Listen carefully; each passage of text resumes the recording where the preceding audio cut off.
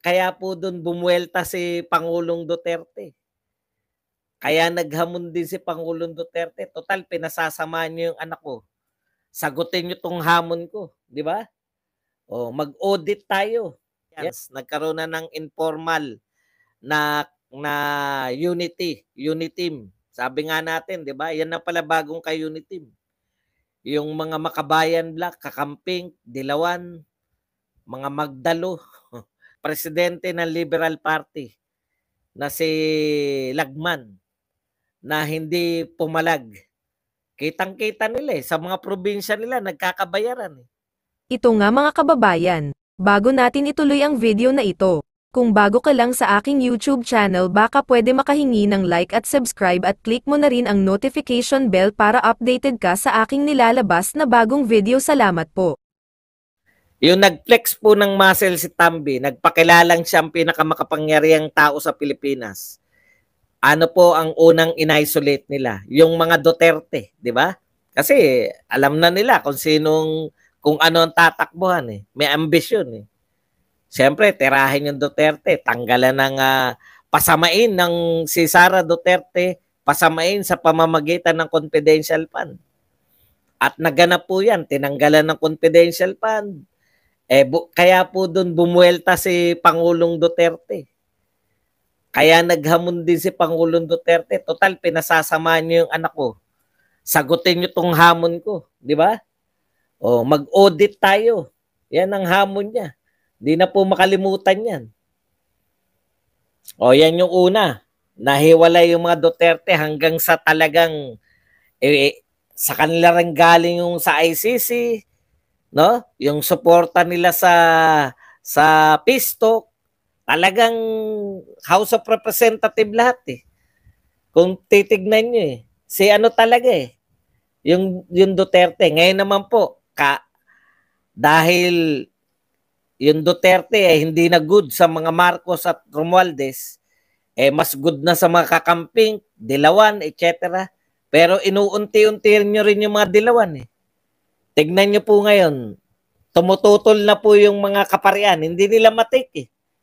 Hindi po, tahimik na yung mga kaparian, hindi nyo po ba napansin? Nung simulan tirahin si Sara Duterte, tumahimik yung kaparian na tumira sa mga Marcos. Naging kakampi na nila. Nagkaroon na ng informal alliance. Nagkaroon na ng informal na Uniteam. Sabi nga natin, di ba? Yan na pala bagong kay Uniteam. Yung mga Makabayan Black, Kakamping, Dilawan, mga Magdalo, lahat kay Uniteam, pwera yung Duterte. Duterte na na-isolate, di ba? Pero dahil dito sa bayaran, hindi po maatim. Hindi po maatim na mga kaparian na hindi tutulan. Hindi po maatim ng Dilawan na si presidente ng Liberal Party na si Lagman na hindi pumalag. Kitang-kita nila sa mga probinsya nila nagkakabayaran eh. Real talk po. At eto pa, yung naglabas sila. Eto na, bumira na rin po ngayon sa kanila si De Lima. Paglabas ni De Lima, panay papuri sa Marcos government eh. Ngayon po, bumira na dahil dyan sa EDSA Puera. Alam niyo po ang mga Dilawan, banatan nyo na lahat, wag lang yung EDSA at wag lang yung Aquino. Tayo, wala tayong pakialam, binabanatan natin EDSA eh. Wala naman talaga na idulot yan eh. Pero ngayon, pumalag na sila Laila De Lima. Lahat ng binubuo ni Pangulong Marcos na maging kakampi nila, sinisira nitong Kamag-anak Incorporated. Yan po. Baka yan yung ibig sabihin ni Senator Amy na destabilization within. No? Kasi wala po sanang problema eh. Ang bibigat ng mga tagapagtanggol nyo. Nariyan pa si Badong nun, tagapagtanggol nyo pa. Marami. Di ba? Inunti-unti nyo eh. Nung tinira nyo si Sara Duterte, goodbye na tayo lahat.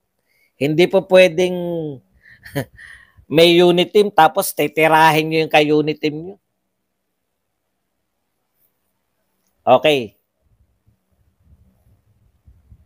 Yun yung problema eh. Tama yan. Yung sinabi nyo, if you're making your enemies angry, you're doing a great job. Pero hindi naman po enemies nyo na gagalit eh. Kaming supporter nyo, kaming mga kaibigan. Kaibigan nyo si Sara Duterte. Okay, ito po. Magbasa na po tayo ng ilang mga tweet mula kay Chicano Kid. Ito, ang dami pong bagong karakter ngayon sa Twitter. Pero sisikat po yan dahil araw-araw sila nagtutweet eh. The Chicano Kid. Ang daming kuda sa appointment ni Ralph Recto sa DOF. Kesyo Dilawan daw, sabi ng DDS. Alam mo, wala kaming pakialam kay Recto. Pauso kayo.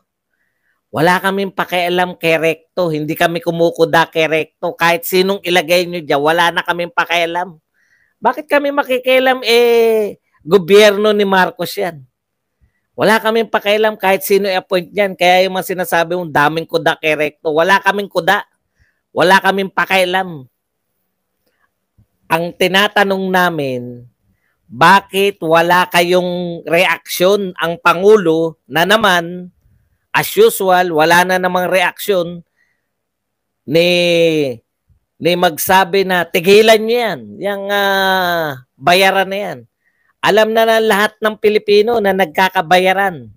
Si Jam Magno nga, hindi na nilihim eh. Wag lang daw tawaging vote buying. Incentive lang daw. Pero yung ayuda, tawag ayuda.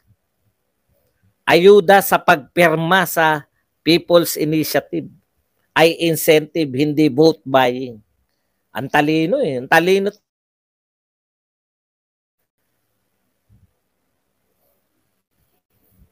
Ano po ang palagay ng Pangulo? Kayo sa Senado, ang tatapang nyo lahat. Nilalahat ko na kayo. Never. Alam nyo ba kung anong balak tanggalin? Tanggalan kayo ng kapangyarihan sa pagbabago ng saligang batas. Dumirekta sa tao. Tapos wala kay reaksyon lahat. Wala talaga akong kabilib-bilib dito sa Senado na. Okay.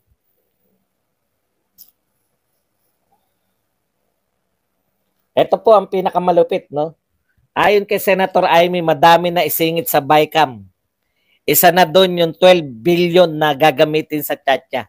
Sinabi po to ni Senator Amy. Siningit yan sa BICAM. Eto po maganda tong sinabi niya. Akala ko ba West Philippine Sea ang paglalaanan ng malaking budget? Kaya binawasan nyo ng budget ang OVP at DepEd. Akala ko ba West Philippine Sea ang mga tinanggal ninyong budget dadalhin nyo sa West Philippine Sea? Bakit Panchatcha yata? Bakit kayo nagbubuhos ng pondo sa Tchatcha? Ano ang need para buhusan nyo ng pondo yung Tchatcha?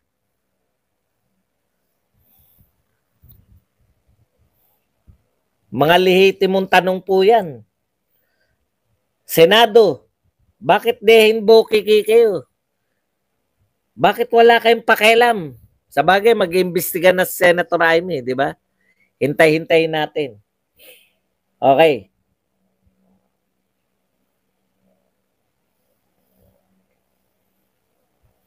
Ito po Ito po, dating congressman.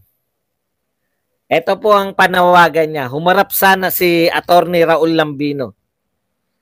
Humarap sana itong nagsulong nito. Humarap sila sa taong bayan. Ilantad nila yung kanilang mga sarili at depensa nila itong mga akusasyon ni Congressman Lagman at Congressman Duterte. Kung mayroon mang politikong nagsusulong nito, lumantad din at ipaliwanag niya kung bakit niya ginagawa ito. Kasi hindi naman to illegal. Ayan sabi, hindi naman pala illegal eh. Bakit ayaw niyong lumantad? Hindi naman ito unconstitutional o criminal na gawain. Hindi naman ito pinagbabawal ng batas yung People's Initiative. Lumantad sila at huwag silang matakot para harapin ang isyong ito. Tama po yun, hindi po illegal ang People's Initiative. Ang illegal po yung magbayad ka sa pirma. Di ba? Sino po ba may sabing illegal ang People's Initiative? Kaya sila nagtatago. Ang pinahaharap nila si Jam Magno, si Mike Abe, kinakailangan magtrabaho ng mga yan, ba? Bakit hindi sila kaya nga para saan pat sila ay mga vlogger na kung hindi sila magtatrabaho? Sila po ang nakapronta. Wala po ni isang congressman na nakapronta. Walang sumasagot. Para pabulaanan yung sinasabi ni Congressman Lagman. Yung pinuno, wala.